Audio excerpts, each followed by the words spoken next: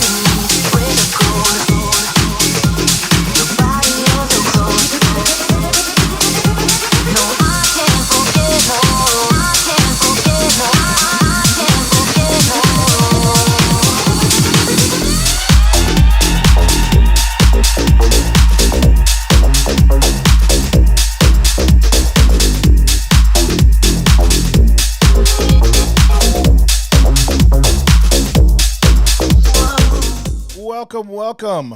I am Cleveland J. You are watching Sports Bias with Cleveland J. This is our National League East preview show. And a lot of people were asking me if I was ever going to get this up, and it was very questionable until about an hour ago. No, so if you guys are following me, this project and the other projects I'm working on, the Pastor and Professor podcast and Heartbeat Radio, we're all kind of just designed for me to get moving forward a little bit and learning how to do things differently after my heart attack and some cognitive issues as a result. So this is all kind of just therapy for me. And I had mentioned on last night's show, or I guess whenever the last show was, the American League West show, which you can find on YouTube and Facebook, that I wasn't quite sure that I was going to make it through all the episodes. And as I was getting prepared for the National League East, I thought actually the West show, I streamlined some things. I changed some things tech-wise, and I thought it was going to be a lot smoother doing all the other shows. Turned out that not be the case. I think it's just me trying to put more into the show and more research and things like that. They're taking me way too long. So I am going to stick to doing one show a week, the Sunday shows, and then some one-off shows. We'll do our Knockin' Noggins live trivia every now and then. We're going to be doing some other specialty ones, but I'm not going to do another series like we did for the Super Bowl, like we did for the NCAA tournament, and like we've done for the baseball season, unless I record them well in advance. It's too taxing on me. I'm not able to get through it. So this will be the last baseball preview show. I just can't do the other two, time-wise and health-wise. I just need to take a little bit better care of myself. So this will be the last one for this year. Next year, we'll hopefully be able to record them in advance, and I'll be healthier and won't have any issues with that. I'm bummed because I don't get to do the National League Central with my Cubbies, but we will be doing a Cubbies show coming up, which we do not have a new date for that. We will find out that. I do have several announcements regarding shows, though. So, and if you're joining us, we do have several people online. Make sure you, in the chat on Facebook, in comments on Facebook, let me know where you're watching from. Make sure you give me some shit during the show if you don't like what I'm saying, or some comments. I would love to hear where you're from, who your favorite team is, and things like that. So make sure you put that in the comments in Facebook and in the chat on YouTube. We do have some upcoming episodes with teams. We have a White Sox episode that I'm doing with my friend Bobby Mack. I believe it's on the 24th of April. And we have a Cardinals episode coming up as well. I'm doing my friend Sean Wade. I'm not sure of the date on that. I think we moved it from May 1st, so we're working on that. We have several other ones in the works for May. In early June, we have a college logos one. We did a recent, I guess in February or March. I guess in March we did the best logos and best nicknames in all of sports. I did it with my daughter Juju, and it was so much fun. I have to say that was probably my favorite show so far, and it's not just I did it with Juju. It was just fun. I love logos. I love marketing. I love color schemes. I'm going to talk about that a little bit today with one particular team. Excuse me. So we're going to be doing a college logo one that I'm going to be doing with my son Cubby, because he felt a little left out even though he was on that show. So we're going to be doing a college logo. He during the NCAA basketball tournament, he saw some of the logos on the screen, particularly the St. Peter's one, which I had shown him previously, but he loved the peacock logo, and he wants to do a show. So he wants to do a show with me. So we're going to do the best college logos in sports, and then we're also going to do a major league logo one as well. I'll probably do that one with both kids or somebody else. We're going to do a uniform episode. I have an under 25 baseball one I'm going to do. That's that one that might get pushed. We're gonna have shows that are just about a position, like second base, the greatest second baseman of all time, number episodes, the greatest number fives of all time, things like that. So those episodes will be coming up in May and June, and as we get closer to football season, we'll start doing some football ones and any other thing that comes up from there. So I do have a couple other things to talk about. First of all, we have a couple big things in baseball today, particularly one really big for me, being a Guardians fan. I said that right for the first time. They signed Jose Ramirez. So all the talk in the last week around baseball are the Indian tribe Guardians. Sorry, it's going to happen all the time. Give me a year. I'll work it out. They re-signed Jose Ramirez, who, again, goes under the radar. He's one of the best players in baseball. It's not just me saying that. MLB.com ranked the top 100 players. He's in the top 15. It's the player that a lot of people don't know or don't pay much attention to, but he's an amazing, amazing player. And for him to be staying in Cleveland is a really good sign for that team. They do have some young talent. It's up and coming.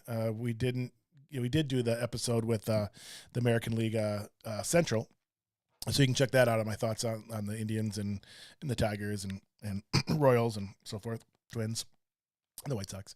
But I'm so excited that Jose is going to be here. I think it's a great sign for the organization. I think it sends a message to the fan base. I think it would have been very hard, especially with the name change, and there's still a lot of animosity around the name change, and a lot of people are not watching or saying they're not going to watch, at least right now. But signing Jose makes a statement. Hopefully it gets the fans. He's a fan favorite, so people are going to be really happy with that. And he'll be there for the next 5 years. So I'm super, super excited about that. So congratulations, Jose. Also, I mentioned on our show, I think our American League West show, I don't think it happened during the American League Central show, but Riley Green went down for the Tigers. One of their top prospects went down and fouled one off his foot.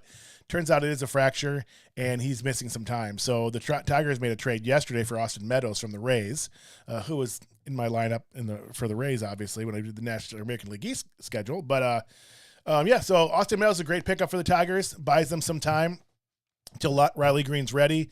So we'll see. Hopefully Riley Green, there's nothing more wrong with his foot. I don't know if he had to have surgery on it or not, or he just has to sit. I'm not sure. I didn't read that deeply on it. Hopefully it's not surgery. I really was looking forward to seeing Torkelson and Green in that lineup. That Tigers lineup is going to be a lot of fun. And I mentioned on that show, if you're a Tigers fan, you have a lot to look forward to.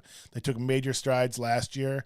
I think they're going to take more strides this year with some of the young talent. And I had mentioned comparing the Indians and Tigers last step on that episode that even though I still had the Guardians, I think a game or so ahead of them, I'm not so sure that I wasn't completely confident about that. That might have been my heart speaking. Indians have a great farm system too. The difference between the two farm systems is the Tigers farm system is loaded with stars.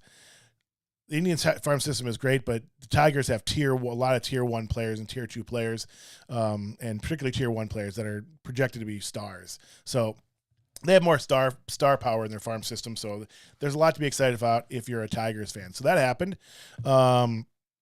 Also, there was a delay. I made a little video yesterday, or I guess it was, about Jose Rodriguez, star prospect for the Mariners, who is set to make his debut. So the Jay Show, I posted a video of Scott Service telling him he made the team, and they had already called his parents and arranged for his parents to go to Minnesota for opening day. That game's now been delayed because of weather. So the opener with the Mariners and Twins was delayed till Friday. So the Jay Show does not officially start tomorrow, like I said. It starts on Friday, weather permitting. So he's a dynamic talent. You're going to love watching this kid play. I mentioned this before, and I'm probably going to say it several times today.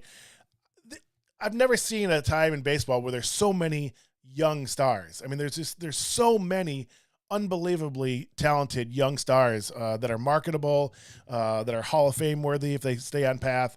And there's another 10 to 20 that'll emerge this year. Jose Rodriguez, Wander Franco. There's all kinds of people that'll pop up out of the woodwork today, or this year rather. So it's an exciting time if you're a baseball fan. I know baseball gets some knocks about the length of game and it's boring. I don't get that at all, being a diehard or a baseball fan, but it's an exciting time if you're a baseball fan, and hopefully they can use those young stars to market the game a little bit better, to bring some more young people in, invest in the little leagues and pony leagues and Babe Ruth leagues and all those things, and really kind of drive the next century of baseball with this generation of stars, because they're it's remarkable how many young stars they have. Jose Rodriguez is one of them that we're watching to become one of those stars in Seattle. So the J Show starts. The J Rod Show starts on Friday, not Thursday. What else we got? So another little announcement too. I'd mentioned in my previous couple episodes, if you are a T-Mobile subscriber, I just did this yesterday. If you are a T-Mobile subscriber, you get the MLB.com or MLB.TV for free. It's a $140 package. You get to watch every single major league game, except your in-market team. So if you're in Detroit and you're a Tigers fan, you're in Detroit, you won't see the Tigers on that app. You can see them locally, obviously. But otherwise, you get all home and away broadcasts for the games. You get the radio broadcast to home and away, which is, I love. That's my favorite part of that. I've had it for I think 12, 13 years now. But T-Mobile's giving it away for free. If you download the T-Mobile Tuesday app, it has to go through the T-Mobile Tuesday app. Download that app. You'll click on the link and just follow the instructions. You will have it. I've already done it, downloaded it, and it's amazing. It just gets better and better. But I wanted to mention that because the other one of those young stars I was just talking about, the number one prospect in all of baseball, Some will say Adley Rushman from Baltimore, but most people, the consensus is it's Bobby Witt Jr. for the Royals, and their game is free on MLB.tv. So I don't even think you need the subscription for that, obviously. So I think it's just a free preview, and they do that periodically. Maybe they even do it once a week. I'm not sure, but you are going to see Bobby Witt's debut. He's starting at third base. He'll eventually be a shortstop, but he's starting at third base for the Royals this year. He is so much fun to watch. I liked his dad, Bobby Witt Sr. as a pitcher, but he's a super talent. You're going to see him. So that game is free tomorrow on MLB.tv. So a couple other things as we get into this. I'm looking at my notes and I need to take a drink of water. Hopefully my voice lasts this episode. I don't know. It's going to be questionable. So I mentioned Ramirez. We have a couple milestones that I'm watching, and one I really, really, really want to happen. But the first one is Miguel Cabrera is only 13 hits away from 3,000. Not that cements his legacy or cements his face in the Hall of Fame, because he's going in the Hall of Fame as one of the best hitters in the history of baseball. But it'd really be cool to see him get 3,000. Obviously, barring some drastic injury, you're going to see that early in the season. Hopefully you see it in April. And we get to celebrate Miguel Cabrera's career a little bit on that day. The one that I'm really watching is Albert Pujols. And, I, as a Cubs fan, I hated the Cardinals. Hate's maybe a strong word. I appreciate the Cardinals, and I definitely respect them. All they have to do is say 13, And if I ever start talking smack to Cardinal fans, you can just say, 13. They have 13 world championships. But yes, the Cubs are rival. I, didn't grow up a Cardinals fan, and especially the La Russa days. One of the guys, the guy in baseball I probably dislike the most is Tony La Russa. I don't really dislike almost anybody else, but I don't like him. Even though I picked the White Sox to win that division, hands down, they are definitely one of the best 3 or 4 teams in baseball. But Albert Pujols, having Albert Pujols go back to St. Louis, I think is awesome. I'm hoping he has a little bit of resurgence. He is going to start opening day, from what I understand. Obviously, having the DH in the National League now is a huge benefit for him. But it's really cool seeing him come home to St. Louis, where he started. And I will say, in my lifetime of watching baseball, and I watched a lot of their games, obviously. I watched a lot of baseball anyhow, but being a Cubs fan, I watched a lot of Cardinals games and went to a lot of Cardinals games. And the best player I've ever seen in my lifetime is Albert Pujols. That 10-year span he had in St. Louis, there's not anybody that I've ever seen that I want up at bat when he was in that era and when in that zone, that 10-year zone. He's a super great guy as well. So I always wish him the best. And he is 21 home runs away. That's going to be a stretch. He's projected to hit 13. But he's certainly capable of it if he stays healthy and gets enough playing time. He's 21 away from 700 home runs. I would really love to see him get that. I'd love to see him catch A-Rod. A-Rod, I think, at 796. 13 would put him a little shy of A-Rod as well. But I would love to see Albert Pujols get 700. That would be awesome. So keep an eye on that. He also has some other milestones. He's at 11th on the hits list. He only needs 19 to move into the top 10 all time in hits. He's in the top, or he's like 4 or 5 in extra bases and total bases. He needs 90. I guess he needs 39 to move into the top 10 in total bases. He'll pass Willie Mays, and if he gets 93, he's going to pass Stan Musial. I mean, these are legendary names, that we've heard all growing up and being baseball fans. Willie Mays and Stan Musial, Yastrzemski, all those guys. Now we're seeing some of the players that we watched in position to pass them, so it's really kind of cool. He's 11 extra base hits away from Stan Musial's. Stan Musial has the 3rd place in the all-time extra base hits. So there's several things with Albert Pujols to watch. I think that's it. I think that's all my announcements. So I'm going to take another drink of water. So again, if you are just joining us, there are people online. Let me know where you're calling from, you're watching from. In the chat on YouTube or in comments on Facebook, go ahead and put a comment in there. It'll come to me on the screen, and I can acknowledge that and kind of see what your favorite teams are or see if you disagree with me. I will say I've said this all along since I started doing the shows, that the two leagues kind of mirror each other in that the American League American League East and the National League West, I think, are the strongest teams in divisions in baseball, and I think because they're the most balanced in baseball.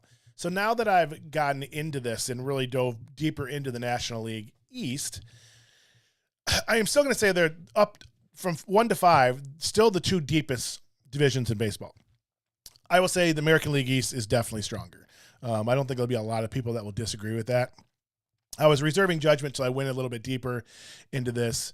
There were 4 teams in the American League East last year that had 90-plus wins. There was not one in the National League East. The Braves won the division with 88 games.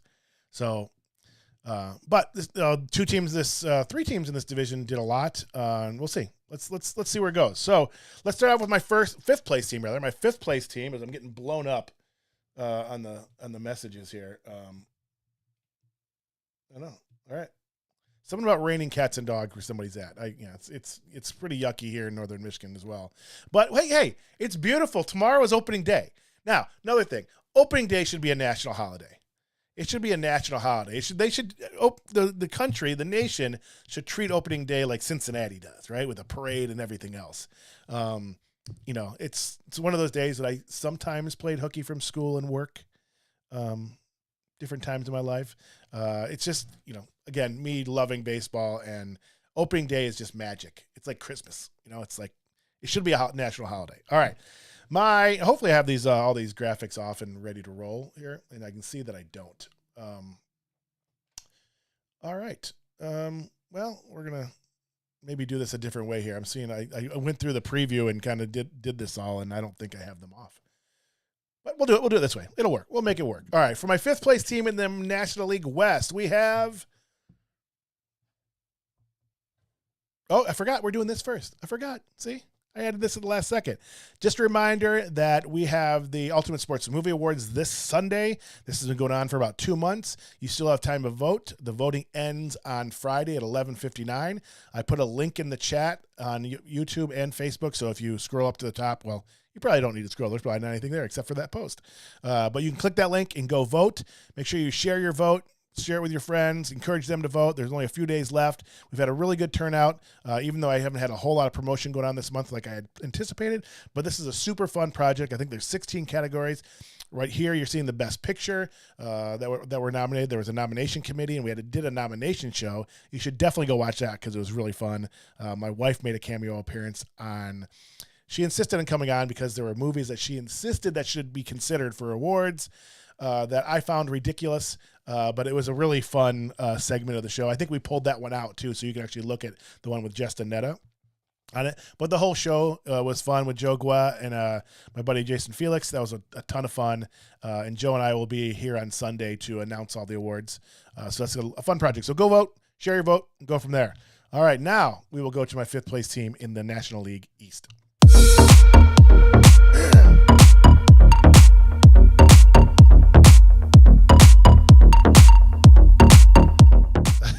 I'm probably going to hit my cough button on this.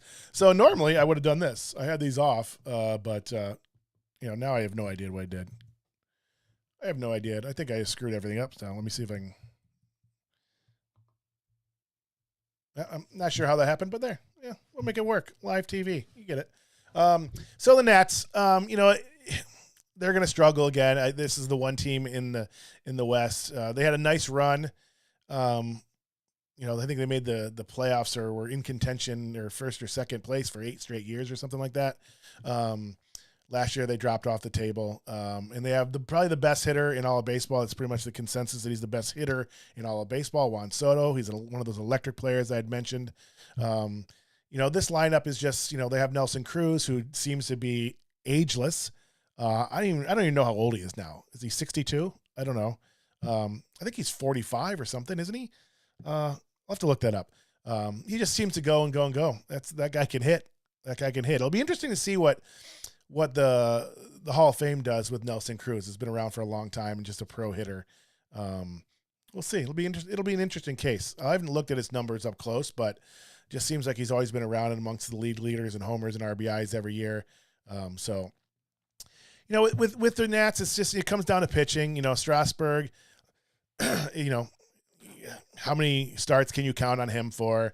The farm system is way down there as well now too. That's 25th. So one of the worst farm systems in the league. Excuse me for a second.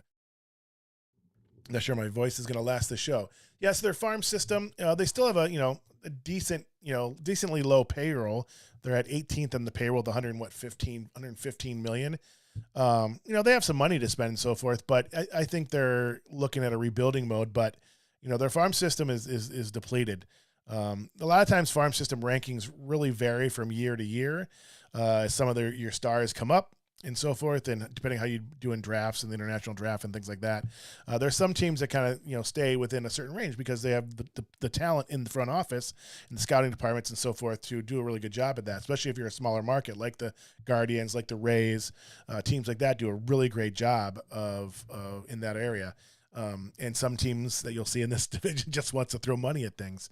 The Nats are, in order for the Nats to compete, they're not going to compete this year. They're just not. I don't see them competing for the next 2 years at least. We'll see what happens, in the next offseason. Trying to attract free agents to Washington might be interesting when you have Juan Soto. So if they can use Juan Soto as a marketing chip to bring in some big names over the next 2 years, they want to play with this young star, that could change things for the Nats. But this year is going to be a rough start. So I have them at 68 and 95. I think they won 95 or 65 games last year. Yeah, 65 games last year.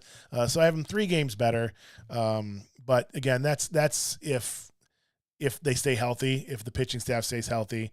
They have a couple of right-handed arms there you see there in their impact prospects that can help out. The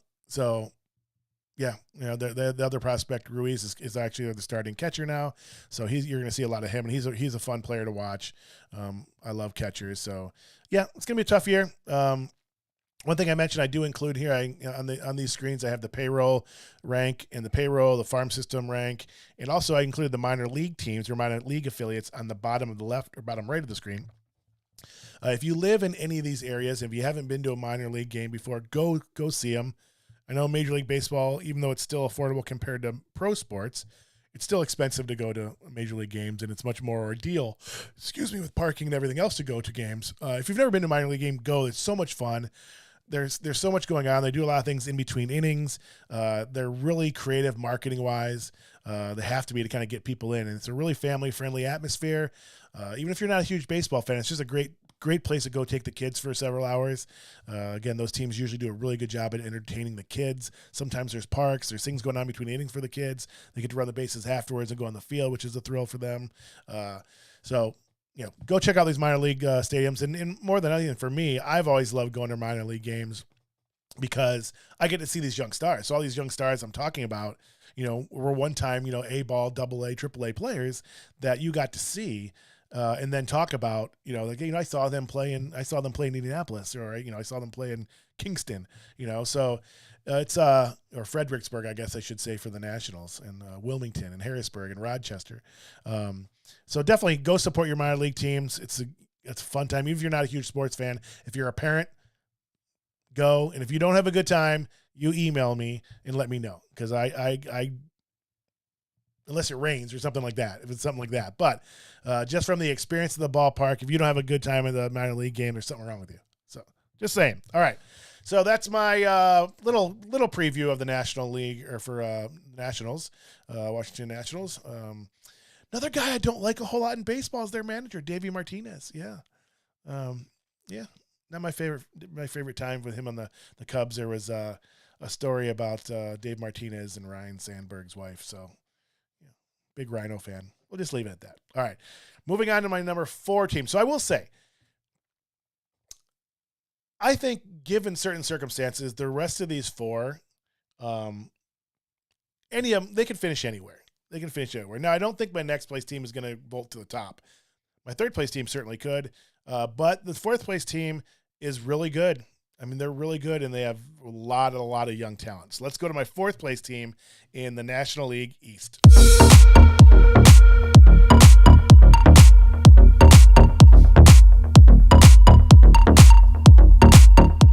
All right, so several things to say here. First of all, I love, like I said, marketing in baseball. I look at logos all the time, and I remember drawing baseball logos, Major League logos when I was a kid in school. I've always loved logos.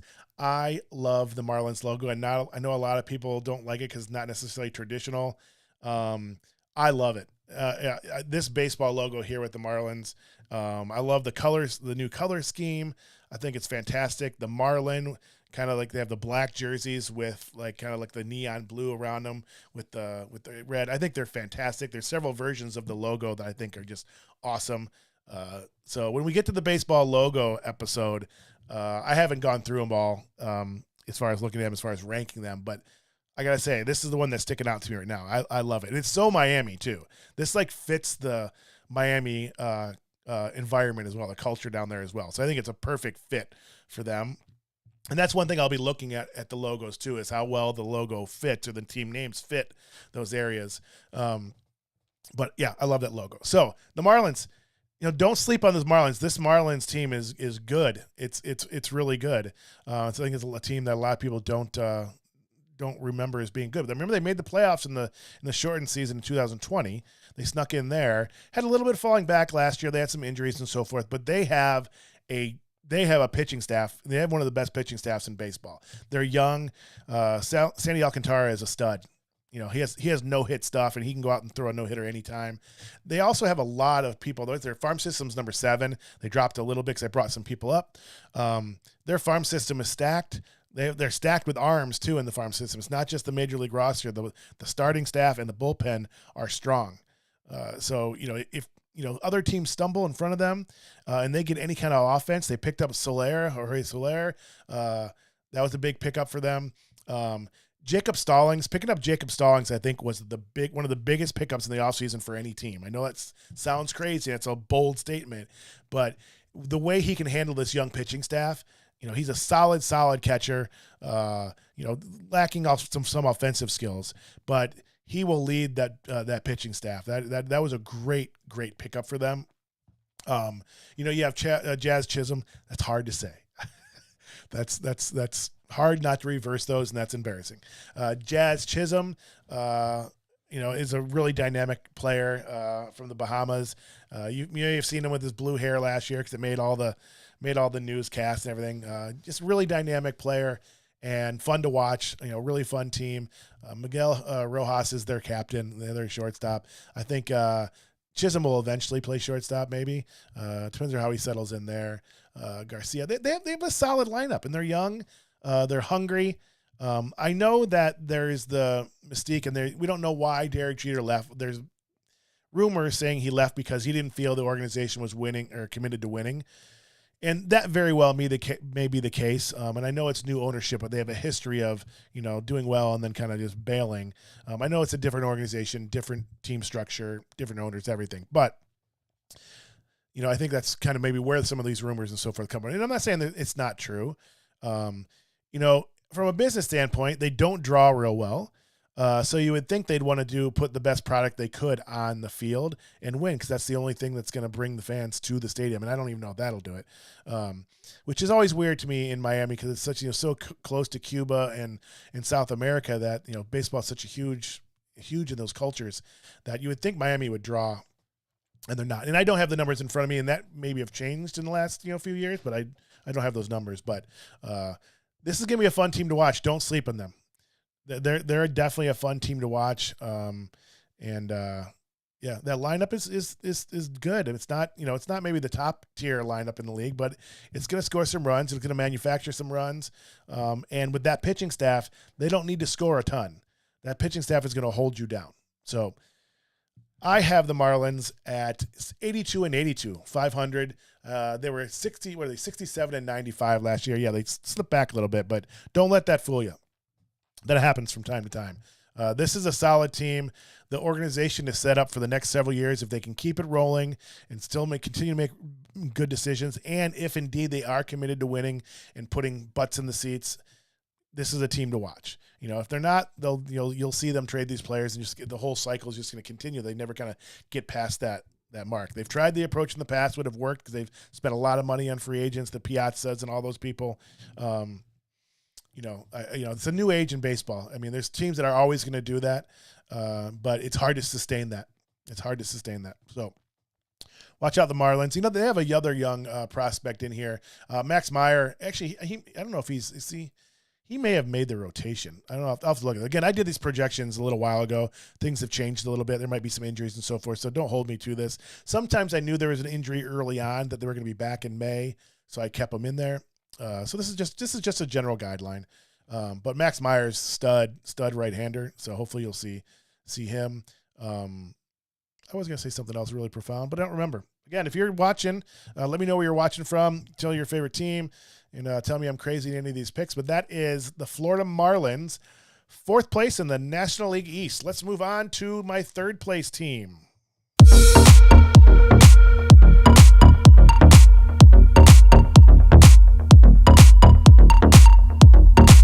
Speaking about spending money, last we had the Rangers on the National or American League West last episode.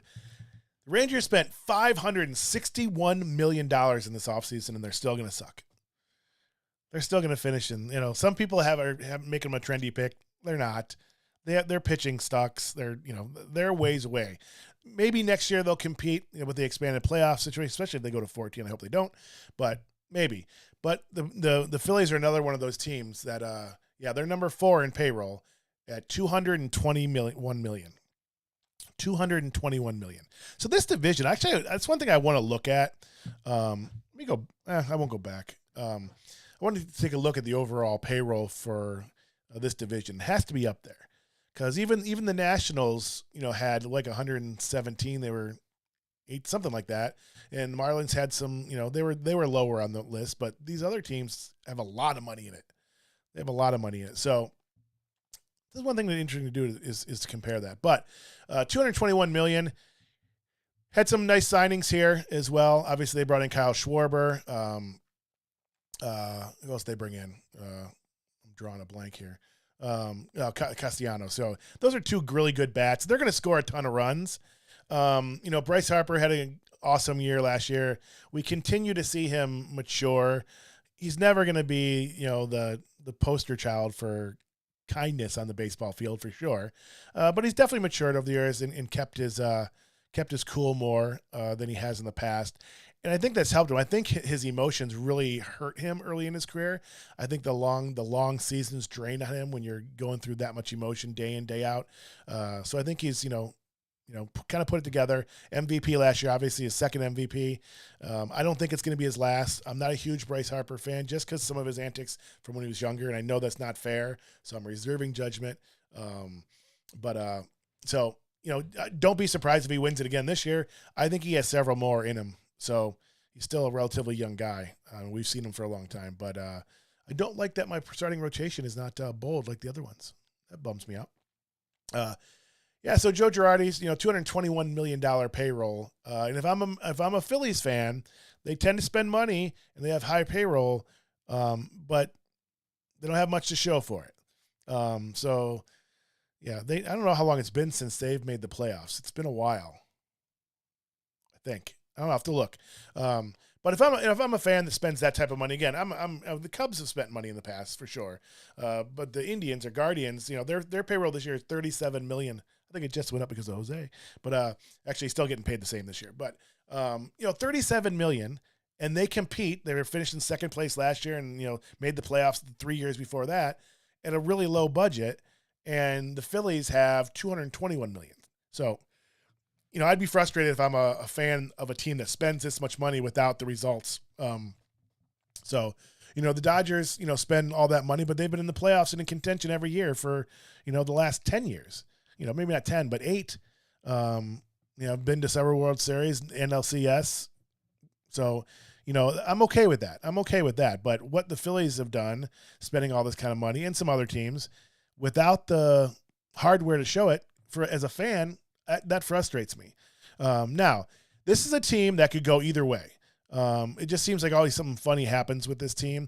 Their pitching staff is solid. They need to stay healthy on the pitching staff. I mean, their staff is not nearly as strong as their starting lineup. They may top the league in runs. They need to have health from their pitching staff, and they need depth and need innings.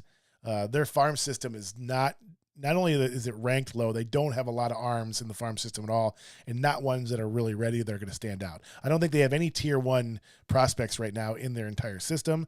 So tier ones are players that you expect to play in the major leagues, make an impact, and be stars in the major league. So they have no tier one people in their farm system. Tier two is even weak. So they don't have a whole lot of help. They spend all this money, threw all their eggs in this, and maybe they continue to do that. I think we're seeing in this day and age in baseball with analytics how the importance of having the right people in the front office and in the scouting departments and things like that you can have long-term success and every year have a breakout year and maybe go all the way. But again, they draw. It's Philadelphia. They're great sports fans, obviously. So again, I haven't looked at attendance. That's one thing I actually would like to do. And maybe I'll do a little video on it at some point in the next week as I look at it and kind of analyze it. Because like the Rays, have this great team and great organization. And they're kind of the poster team for how to do analytics and stay relevant and having, I've talked about this several times in episodes, organizational flexibility. Because that organizational flexibility, when you need to move pieces in and out, shift things around because of an injury or players aren't panning out, having that organizational flexibility, and that means having the right players at the right time, always having that balance, and being able to do that really gives teams a success. And the Rays are so good at that.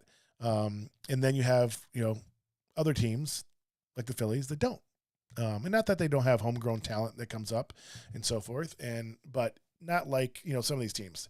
And I think you're going to see a lot of these teams that traditionally spend a lot of big money, except for maybe a few, the Yankees and Dodgers maybe, you're going to see more teams invest in the young GMs and the young talent in the scouting departments and analytics and things like that. Now, I am not a totally analytics guy.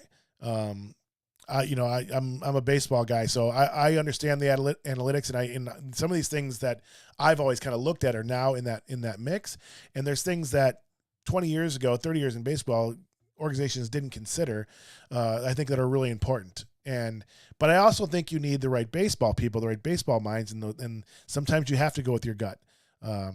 Particularly from the manager's position, definitely you're going to go with some trends and so forth on certain pitchers and hitters and so forth. But there's still a feel to a game that you need the right baseball mind to do that, and even you need some of that balance throughout your organization to kind of balance it. But I think you're going to see teams like the Phillies kind of shift gears in the next, 2 to 3 years as they're not getting where they need to be, and this $221 million isn't paying off. Now, are the fans going to flee drastically if they go from, wherever they were third last year, 2 games over 500? Did they finish in the cellar this year? It's Philadelphia. They're still going to draw. The fans are going to be hard on them as they probably should. Again, if you're spending $221 million and you don't get the results, I'd be upset too. But they'll be back.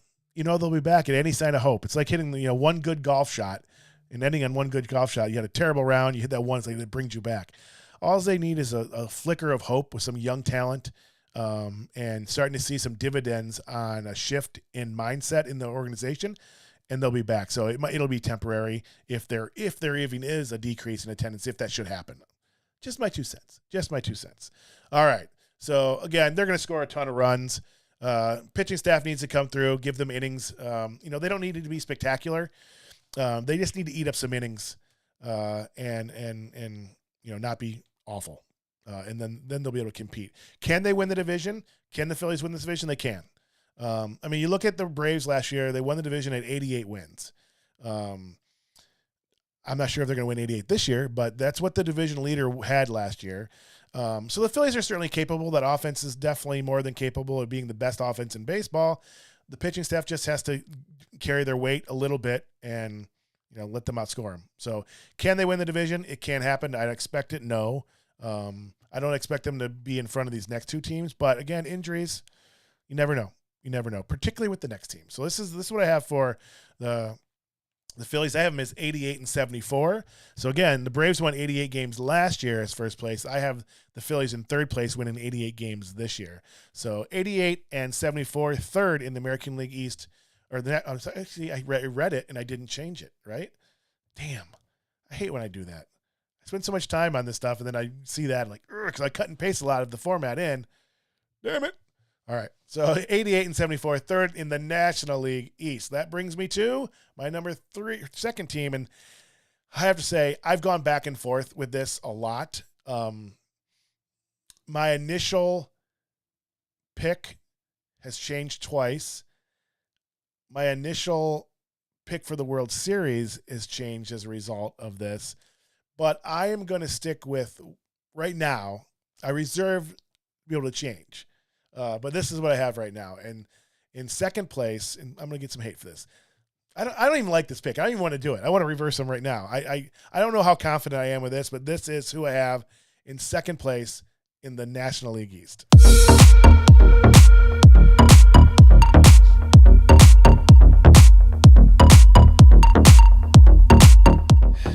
Yeah, I don't feel good about this at all. As the more I got into this episode and did the research, and then at the same time, DeGrom goes down, Scherzer goes down. It's like the Mets now all of a sudden they're top three, which are dominant. DeGrom's the best pitcher on the planet. Nobody disagrees with that. Getting blown up again on my messages. Let's see if it's anything important. No, it's not. So do have to put this on the screen real quick. You can vote for the Ultimate Sports Movie Awards by clicking the link in the chat or the comments. The Braves are stacked. Ronald Acuna Jr. is the best player in baseball. Juan Soto might be the best pure hitter in baseball. The best player in baseball is Ronald Acuna. I mean, he's young. I get that. And, people are going to say, what about Shohei Ohtani last year? And there's always Mike Trout. I talked a lot about Mike Trout and the Angels in the American League West episode. You should go check that out. If you don't want to see the full episodes, I did break all the teams out into individual segments. So you can see those on our Facebook page and YouTube. And I will say those are getting a lot of exposure. So I was really exposed, at least a lot for me. I mean, still not many people are talking, some of them have 50, which is exciting for me. Some of them have 200-300. So the individual team episodes or segments are getting much better response. So you can go check out that. But I had a lot to say about the Angels. This team is really, really good. I think with losing Freddie Freeman, and I hated to see that happen. I really would have liked him to stay.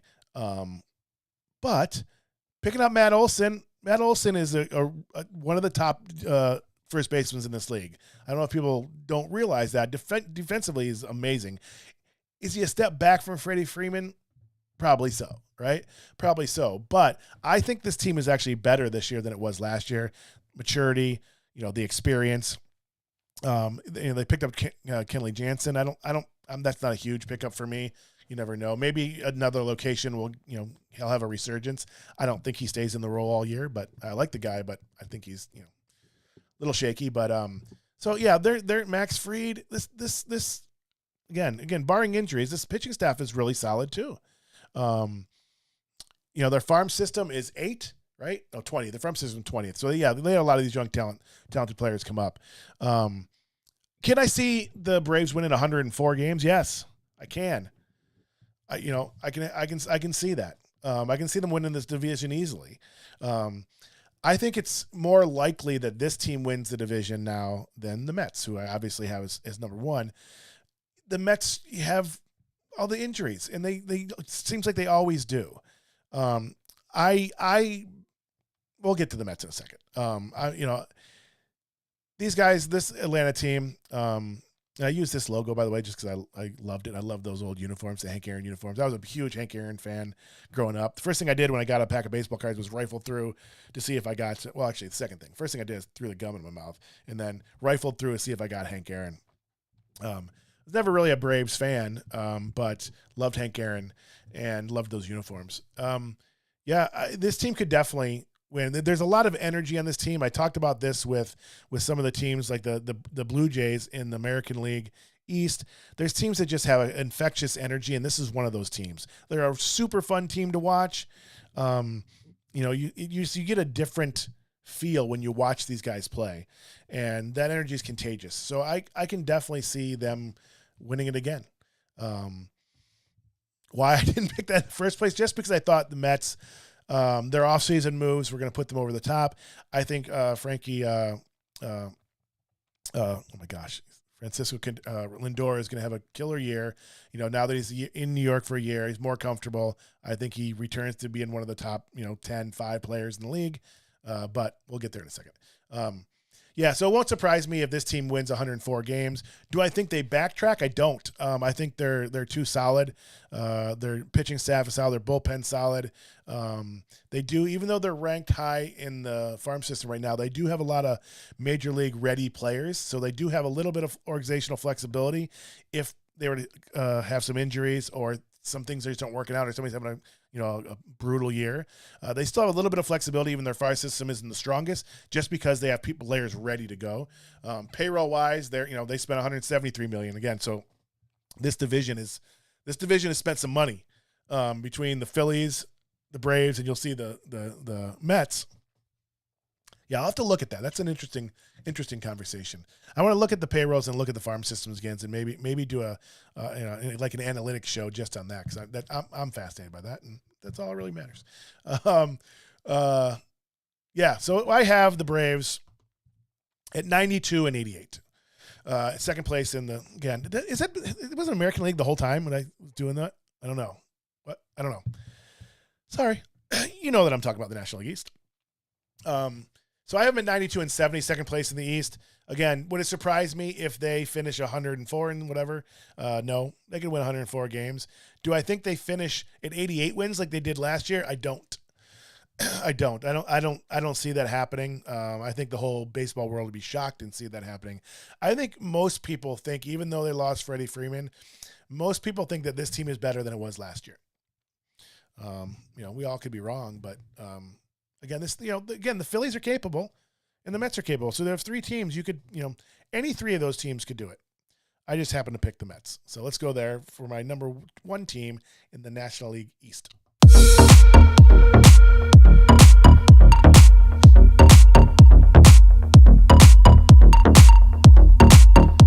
Oh, I miss Frankie Lindor. One of my favorite Indian players of all time. I love the kid. Again, I think 1 year in New York, you see this in a lot of sports that, teams sign these big stars in the first year, it just doesn't happen. It just, everybody thinks they wasted money, blah, blah, blah.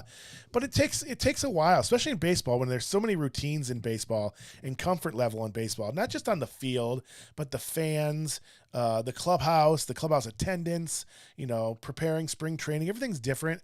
And there's, I think the rare individual can overcome all that and just produce. It happens, certainly. But more often than not, it takes a year to kind of get comfortable and get your confidence back. And that confidence in your life, in your daily living, what your daily routines are outside of baseball, affect how you play on the field, like it or not. And obviously it's a big market. There's more, I'm sure he feels more pressure with that contract. But I think he has a bounce back year. He's too special of a player. He's too talented. He's one of those guys that has that infectious energy. I hope we see more of that this year. He's more confident, more comfortable. I think he has a killer year. So this lineup is stacked. They spent some money. They certainly spent some money. Look at the pitching staff is solid. That pitching staff is really, really, really good. If not one of the best in the league, if they're healthy. DeGrom's down, they said, for 4 weeks, but who knows? Other people have had that same injury, have been out for a lot longer. Scherzer's older. I don't even know how old he is now, 38. He has a hamstring problem. Hamstring people problems with an older player, that never goes wrong, right? That can be something that nags him all year. And he specifically came to the Mets so he can pitch with DeGrom. And you put a healthy Scherzer and a healthy DeGrom. I'm not sure why I had Scherzer first on this, because he's definitely not the number 1. DeGrom is. You put a healthy Scherzer and DeGrom and Walker and Carrasco is another Indian player that I love. He's had a really good spring. They got Chris Bassett too. This pitching staff is stacked too. But again, they have to stay healthy. So the biggest question mark I think in this division is the Mets pitching staff going to stay healthy? Because if they do, the rest of the division's in trouble. This is a stacked lineup. If they get, innings and results from their staff. Their bullpen strong as well.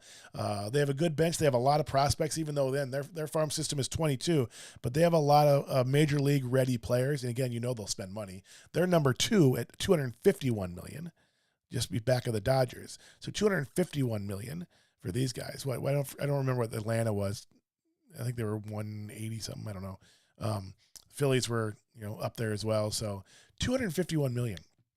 And it's New York, so they better produce. They're gonna get hate. They're gonna get hate. I recently did one of my favorite episodes, maybe other than the logo episode, my favorite episode we've done, and mainly because I haven't seen my buddy Andy or talked to my buddy Andy in probably 6 years now, 7 years, maybe 6. So he's a diehard Mets fan. We did an episode just on the Mets, one of our regular episodes where we dive into the all-time lineups, the Mount Rushmores, the greatest players of all time, share memories of growing up as a Mets fan or a baseball fan. They're really fun shows. If you haven't checked out other episodes, they tend to be long. That one was a marathon. That one was like a 3-hour episode. I don't think we even started talking about the lineup until like an hour into the show, just because we hadn't caught up. We had like 5 minutes in the pre-show in the green room, and that was it. So it was a lot of catch up, but that's a fun show to watch. He's a diehard Mets fan, really knowledgeable sports guy. Even shared some of his roommates' trinkets and stuff. Mets, glasses that he got from a gas station and things like that. It was really cool. Anyway, I have not heard from him. I'm sure after this episode airs, I'll get some comments from him. I did not tell him because I had my picks done when I did that episode. I did not tell him what I was going to do with the Mets. So again, this is a killer team. What do I have them at? I have 94 and 68. Now, can this team win 104 games? Yes. They definitely could. Just same thing as the Phillies, same thing as the Braves. I think, the likeliness of the Mets staying healthy and finishing in first is less likely than the Braves finishing first. I'll acknowledge that. But if they stay healthy, if the pitching staff stays healthy, this Mets team is going to be dangerous. And I'm going to get to all my predictions in a different episode because we're doing the previews. I'll do my playoff predictions and everything. But I have the Mets doing well. But again, it depends on the pitching. It's just such a biggest question mark. It's the biggest question mark in this division because it really shuffles things. They can go from first to third. Again, don't sleep on the Marlins. Could the Marlins win 90 games with that pitching staff? They could. If they get any kind of offensive production, the Marlins could win 90 games. That'd be crazy. I mean, I'm not saying it. I know it's a stretch, but it's possible. They're probably a year off, maybe 2 years off from competing for the title with this division, with the Braves the way they are. But again, if the Phillies don't do anything this year, they backtrack a little bit. Do the Mets backtrack? Then it pole vaults the Marlins up there. Did they spend some money since they have it? To be competitive? Do they this year? Do they this year if they're at the trade deadline, if they're in contention, which more than likely they will be? Do they make a move? So it'll be interesting to see. But the Mets, could they fall back to fourth? It's conceivable. Could they fall back to third easily? They could fall back to third easily. I think I have the top 3 in this division. 4 games apart, 5 games apart, 6 games, something like that. So any of those teams could win it. Again, I have the Mets. I just think they did a lot of stuff in the offseason. They have a really strong team, really strong staff. It just comes down to the pitching. It's as simple as that. Buck Showalter's the right guy for this team too. I'm glad to see he's around in baseball still, and I love to see him in the dugout. So that's great. Yeah, don't let that farm system at 22 fool you. They have some people ready to go. Now beyond that, they don't. Again, these teams that spend a lot of money, you're going to find their farm systems are depleted because they use those pieces to move players. If you have the right evaluators, you can do both. You can spend money and still have a farm system because you're selecting guys that other teams are sleeping on or don't quite understand the player they are. So you can see a team, that spends some money and does well in the farm system consistently. It's easy to be in the farm system up on the top of the farm system. You suck for 5 years, like the Nationals did. The Nationals and the Rays did. They were notorious. They were horrible for years. They took all those, those assets and built what they do now. So yeah, we'll see what the Mets and Phillies do this year. And if they don't win this year, what do they do next year? I think next offseason is going to be really interesting for those two teams, particularly in this division. This division could look very different next year. But yeah, so I have, we'll go to the next screen. I think I have them all right there.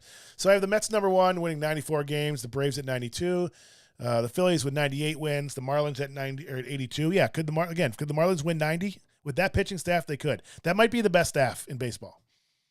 That's a little bold, but they're young, and they also have a ton of talent ready. I mean, they have a lot of arms ready. So they have that organizational flexibility. If they're in serious contention this year, they have pieces they can move without really hurting their farm system. That's why they have all these assets. Not all these players are going to come up through the Marlins system and be superstars or even contributors at the major league level. They're pieces to move. And I know that sucks that you talk about human beings like that, but that's what baseball is. And if these players aren't going to get a shot at a certain player, they're going to relish the opportunity if another team wants them to trade for them to give them more playing time or sees a more direct path to the majors or stardom, whatever it may be. They're thrilled on that too. The Nats are going to be a doormat. There's a couple of the bottom dwellers I've had so far. So we had the Orioles, we had the who did I have in the did I have the Royals? I don't even remember. I had the Royals, Twins. Yeah, I must have the Royals. And then I had in the West, my brain's Oakland. Yeah, Oakland. Oakland's a different story altogether. Are the Nats going to be as bad as Oakland? No. You can put that down. Oakland is going to be the worst team in baseball. It might be one of the worst teams we've seen in a long time. They've just dismantled that team in a long way. But they're kind of going to my point here. So if I look at those division cellar dwellers, there's some big differences in them. Where if you're a Baltimore Orioles fan, there's a lot to be looked forward to. There's a lot of excitement. With the Royals, there is too with Bobby Witt. The A's, the only saving grace you have there is, Billy Beane's done this before. He's had to rebuild before. Does he still have the fire in him, in the organization to do that? Especially as they're probably going to leave for Vegas. I just don't know. I doubt that happened. That story happens again. How many times can it repeat itself? The Nats, also the only saving grace they have is Juan Soto. Can they use Juan Soto to attract free agents next year? Because there's going to be players that want to play with him. It's one guy on the team, but that one guy, you could, bring in players and build around that one guy. So do I think that's likely? I don't know. I don't know. I don't know that much about their front office and farm system that deep to know how much flexibility they have, and how much Washington is a destination for people right now. Again, that change, it could change. It certainly was for years before. So I think the climate's changed a little bit, and they need to fix that. But they don't have as much flexibility as the Orioles do. They have a great farm system. They have 2 of the top 5 prospects that are going to be in the major leagues this year. The Royals have Bobby Witt Jr. The Tigers have Adley Rutschman. I know they're not a cellar dweller, but you're going to see a lot. You're going to see a lot of talent prospects this year. Again, becoming stars. So we're going to be talking to them next year, and this pool of young talent just gets bigger and bigger. And it's fun to do. I hope baseball finds a way to market these players. They certainly have failed miserably with Mike Trout. And I understand Mike Trout's kind of milquetoast and he's not, the most marketable guy. I get that. But you're talking about, one of the best players. He'll go down as one of the best, probably top 5 for sure, maybe top 3 players of all time. And he's stuck in, things. So one of the things I mentioned is, what if he gets moved? What if Mike Trout gets moved to Philadelphia? I don't know if they can even afford to do that with their payroll. Are they 4th? Yeah, I think they're 4th in payroll. I don't know if they have the flexibility to do that and what they'd have to sacrifice to do it. But if